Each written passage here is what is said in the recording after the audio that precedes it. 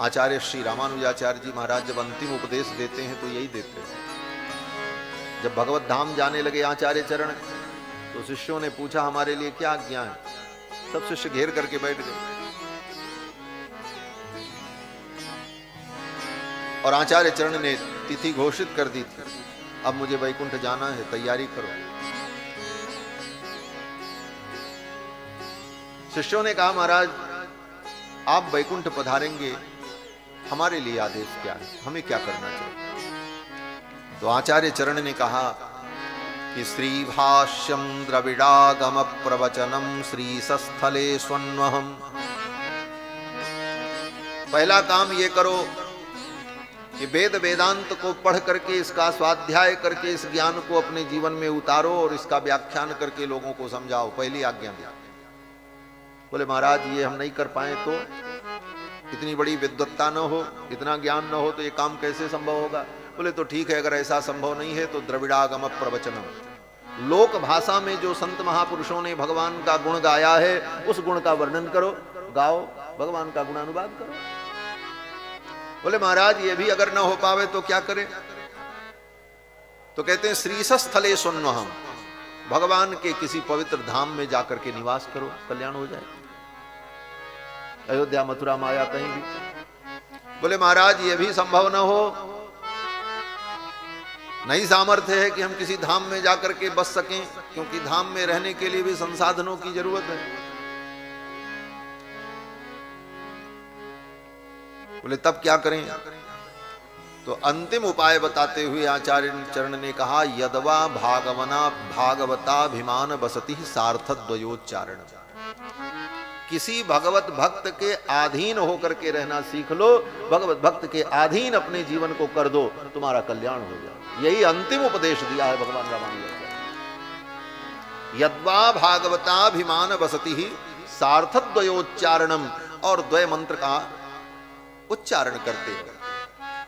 आचार्य के द्वारा जो मंत्र प्राप्त हुआ उसका उच्चारण करते रहो और किसी भक्त के अधीन अपने जीवन को कर दो, तुम्हारा कल्याण हो जाएगा। ये अंतिम उपाय बताया।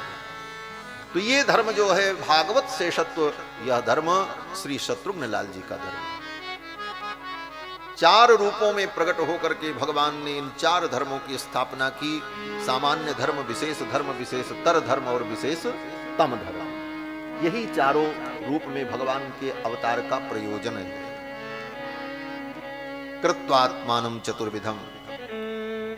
अब इस धर्म की स्थापना तो भगवान ने की 4 रूपों में आकर, और भगवान के आचरण को, चारों भाइयों के चरित्र को देख करके इस धर्म को उस काल में जो लोग थे उन लोगों ने अनुभव किया, सीखा। लेकिन अब भगवान के लीला संवरण कर लेने के बाद, जब भगवान का लीला संवरण हो जाएगा, भगवान सपरिकर निज धाम वैकुंठ पधारेंगे, साकेतपुरी पधारेंगे, उसके बाद इस धर्म को बताने वाला कौन होगा। जब तक रहे राम जी तब तक तो उन्होंने प्रकट रूप में रहकर चारों भाइयों ने इन 4 धर्मों का अपने चरित्र के द्वारा उपदेश कर दिया। लेकिन उनके लीला संवरण कर लेने के बाद ये धर्म लोक में कैसे प्रतिष्ठित हो, सामान्य धर्म, विशेष धर्म, विशेष तर धर्म, विशेष तम धर्म, ये 4 धर्म संसार में कैसे प्रतिष्ठित हो, प्राणियों का कल्याण कैसे हो, इस विषय में ब्रह्मा जी ने विचार किया। और ब्रह्मा जी महर्षि वाल्मीकि के रूप में प्रकट हुए, और महर्षि वाल्मीकि के रूप में प्रकट होकर प्रचेता के पुत्र महर्षि वाल्मीकि ने भगवान के इस चरित्र को, चारों भाइयों के इस परम धर्म को लिपिबद्ध कर दिया रामायण के रूप में, कि आने वाली पीढ़ियां भी इसे पढ़ करके, सुन करके इस धर्म को अपने जीवन में स्वीकार कर सके। यही रामायण लिखने का प्रयोजन है महर्षि वाल्मीकि।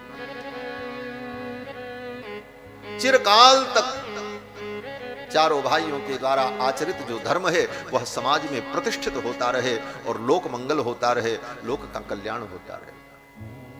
इसीलिए इस रामायण को महर्षि वाल्मीकि ने लिपिबद्ध किया। वाल्मीकि रामायण की एक विशेषता है कि महर्षि वाल्मीकि ने रामायण के प्रारंभ में कोई मंगलाचरण नहीं किया। ग्रंथ में मंगलाचरण किया जाता है, गोस्वामी तुलसीदास जी ने रामायण लिखी तो मंगलाचरण किया। वर्णानाम अर्थ संघानाम रसानाम छंदसामपि मंगलानां च कर्तारौ वंदे वाणी विनायक। और भी अनेक श्लोकों में और हर कांड के प्रारंभ में मंगलाचरण और अंत में भी किया। उत्तरकांड में जब समापन हुआ तो वहां भी मंगलाचरण किया और संस्कृत में श्लोकबद्ध मंगलाचरण। लेकिन महर्षि वाल्मीकि ने रामायण प्रारंभ की, कांड कौन कहे, प्रारंभ में ही बालकांड के प्रारंभ में मंगलाचरण के लिए कोई अलग से श्लोक प्रयोग नहीं किया, सीधे कथा का ही वर्णन शुरू कर दिया। रामायण यहीं से शुरू होती है। तपस्वाध्याय निरतम तपस्वी वाग्विदाम्बरम नारदम परिपप्रच्छ वाल्मीकिर्मुनि पुंगवम। यहीं से रामायण प्रारंभ हो जाता है। इसके पहले कोई मंगलाचरण नहीं किया। इस प्रथम श्लोक में देवर्षि नारद और वाल्मीकि जी के संवाद का वर्णन होता है और यहीं से रामायण प्रारंभ होती है। एक दिन महर्षि वाल्मीकि अपनी कुटिया में बैठे थे और कहां पर, बोले यहीं अयोध्या के सन्निकट तमसा नदी के तट पर, यहां से लगभग 25 किलोमीटर की दूरी पर दक्षिण दिशा में तमसा नदी प्रवाहित होती है।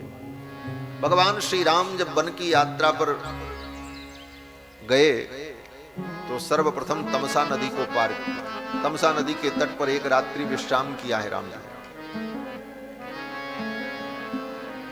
तमसा नदी के तट पर ही महर्षि वाल्मीकि निवास करते थे। ऐसे वाल्मीकि जी का निवास कई जगहों पर रहा, चित्रकूट में भी रहा,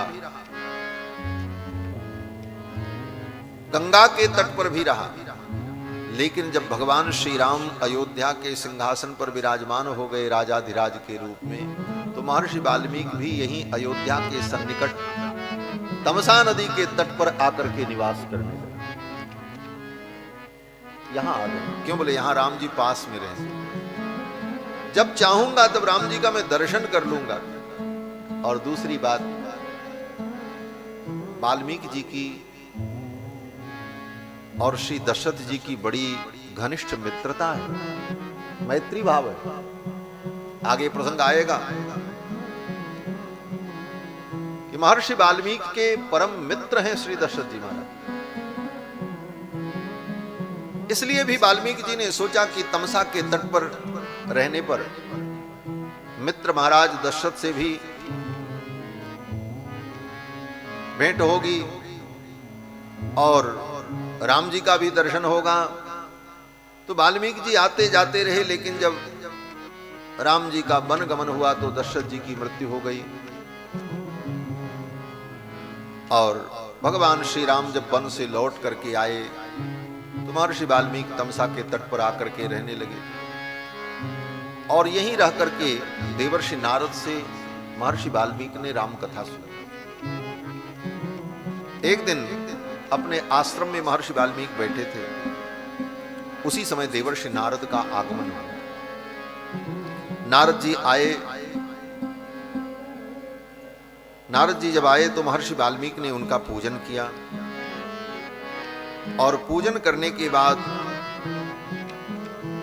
महर्षि वाल्मीकि ने नारद जी से प्रश्न किया कि हे भगवान, मैं आपसे जानना चाहता हूं कि सर्वगुण संपन्न पुरुष कौन है। यही प्रश्न किया। कौन अस्मिन् सांप्रतम लोके गुणवान कश्च वीर्यवान धर्मज्ञश्च कृतज्ञश्च सत्यवाक्यो दृढ़व्रतः चारित्रेण च को युक्तः सर्वभूतेषु को हितः विद्वान कः कः समर्थश्च कश्चैक प्रियदर्शनः। ऐसे पुरुष को मैं जानना चाहता हूं और आप समर्थ हैं, आप ही बता सकते हैं। देखो, परमात्मा के विषय में प्रश्न सबसे नहीं किया जा सकता। जिसके अंदर उस प्रश्न का उत्तर देने का सामर्थ्य हो उसी से किया जाता है। महर्षि वाल्मीकि ने किससे प्रश्न किया? बोले नारद जी से। क्यों? बोले नारद जी के अंदर वो सामर्थ्य है। क्या सामर्थ्य? बोले तपस्वाध्याय निरतम। नारद जी कौन है? बोले तपस्या और स्वाध्याय में लगे रहते हैं। जिसके जीवन में तपस्या होगी, जिसके जीवन में स्वाध्याय होगा, वही ब्रह्म का निरूपण कर सकता है, वही परमात्मा का निरूपण कर सकता है। तपस्वाध्याय निरतम तपस्वी वाग्विदाम्बरम नारदम परिपप्रच्छ। नारद जी से पूछा और आदर पूर्वक पूछा, परिपप्रच्छ। यहां परि उपसर्ग है। परि उपसर्ग का अर्थ है कि पहले नारद जी का पूजन किया, साष्टांग प्रणाम किया, मधुपर्क विधि से उनका समादर किया और तब हाथ जोड़कर विनम्र प्रार्थना करते हुए प्रश्न किया। पूछने की यही विधि है। गीता में भगवान कृष्ण कहते हैं तद विद्धि प्रणिपातेन परिप्रश्नेन सेवया। किसी से कुछ पूछना हो तो पहले सेवा करो, पहले प्रणिपात करो, साष्टांग प्रणाम करो और प्रणिपात करने के बाद कुछ दिन सेवा करो और सेवा करने के बाद जब वो अनुकूल हो, प्रसन्न हो, तब उनसे पूछो। लेकिन पूछने के बाद भी वो तुम्हें बताएंगे ये कोई जरूरी नहीं है। क्यों? बोले वेद कहता है कि ना संवत्सरवासिने प्रब्रूयात। वेद का वचन है कि कोई शिष्य आए,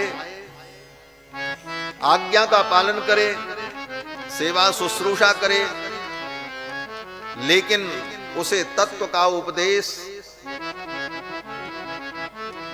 तब तक मत करो जब तक 1 वर्ष की अवधि पूरी न हो जाए, कम से कम।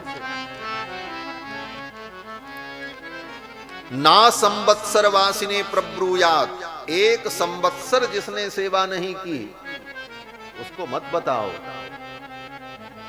इसीलिए आज ज्ञान विज्ञान सुनने के बाद भी वो ज्ञान विज्ञान किसी के हृदय में उतरता नहीं है। सुन लेते हैं, चले जाते हैं।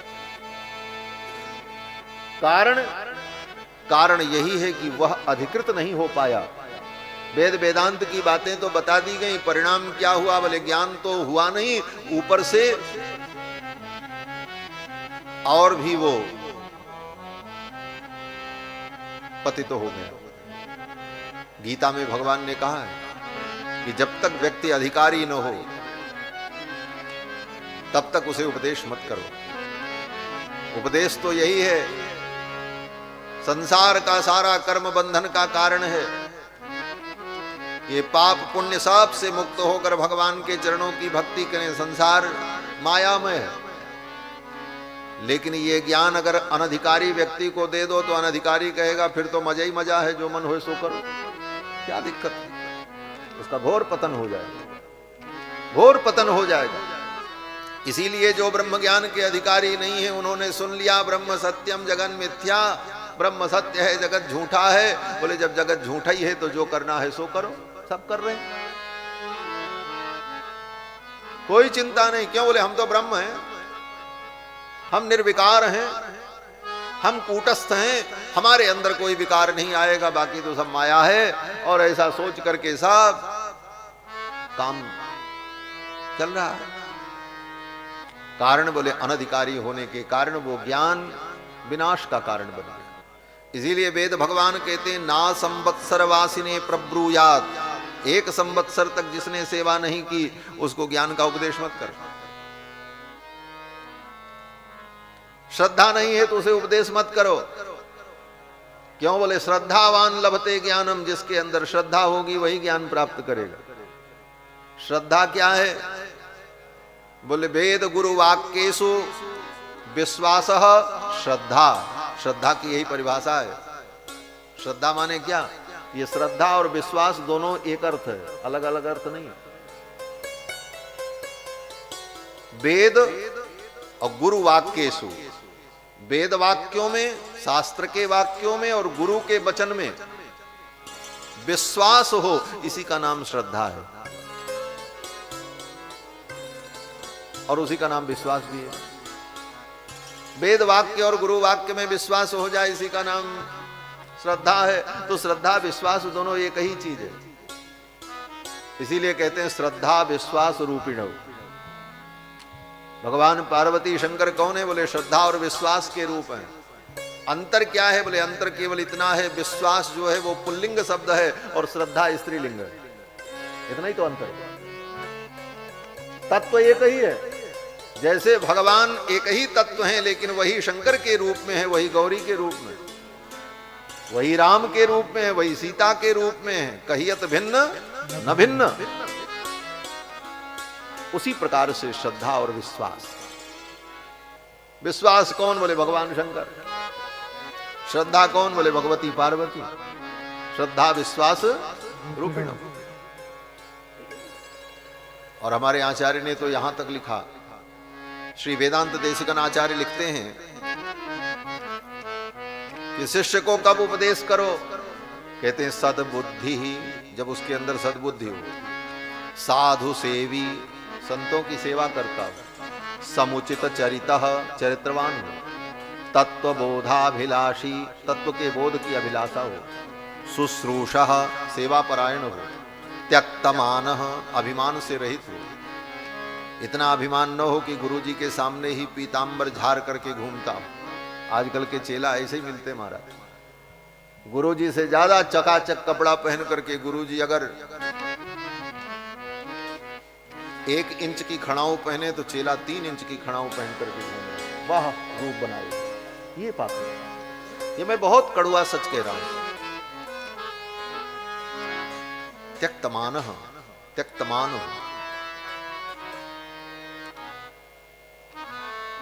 त्यक्तमान का मतलब अभिमान से रहित हो, उसके अंदर मान न हो, त्यक्तमान हो। और जो आचार्यों के सामने, गुरुजनों के सामने भी इस प्रकार से बंठन करके रहेगा, बोले उसके अंदर ज्ञान धारण करने की प्रवृत्ति नहीं। महाराज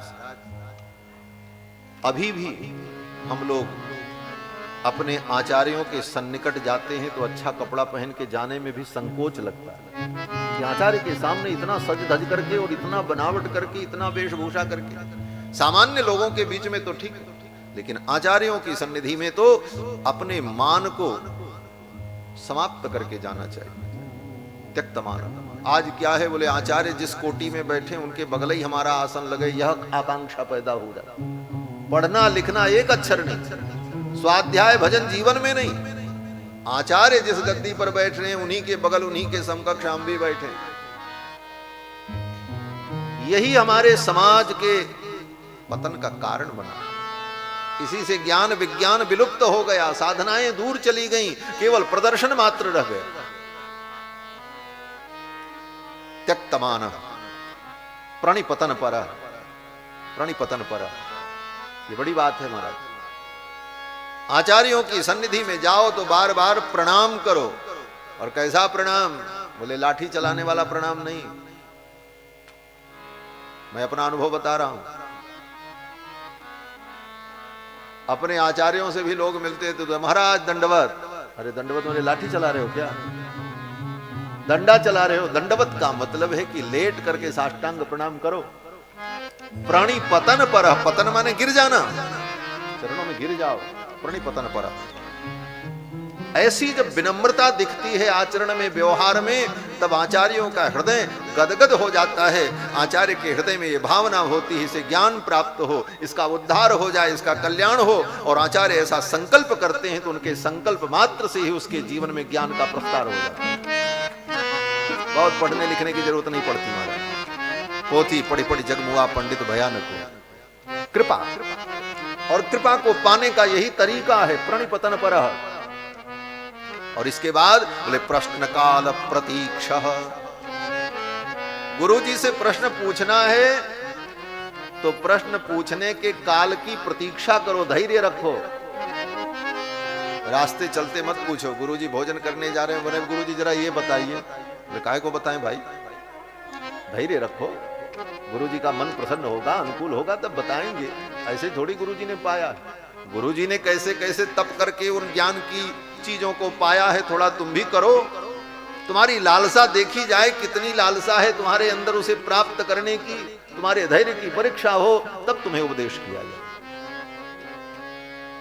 ये नियम है हमारा, तभी साधना सिद्ध हो। परिपतन पर प्रश्न काल प्रतीक्षा, प्रश्न काल की प्रतीक्षा हो। कभी कभी मुझे हंसी आती है, रात के 11 बजे 12 बजे फोन करते हैं लोग, और फोन करेंगे क्या, बोले रात के 11 बजे 12 बजे किसी का फोन आया तो लगता हो सकता किसी परेशानी में हो, पता नहीं कहां कहां से कौन कौन से नंबर से फोन आ जाते, क्योंकि नंबर तो सबको पता ही चल जाता है।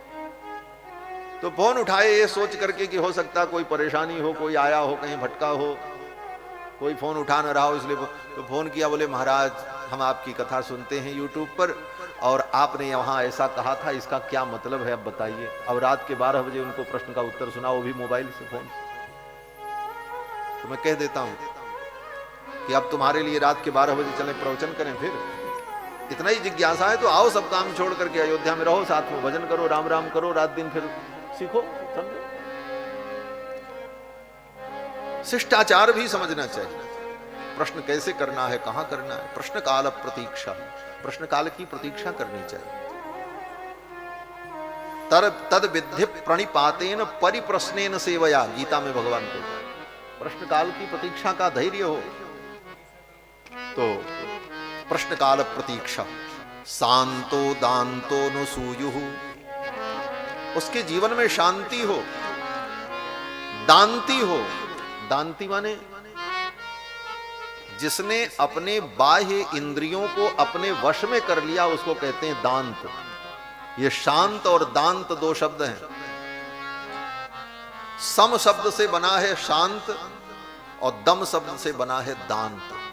सम दम, सम का मतलब है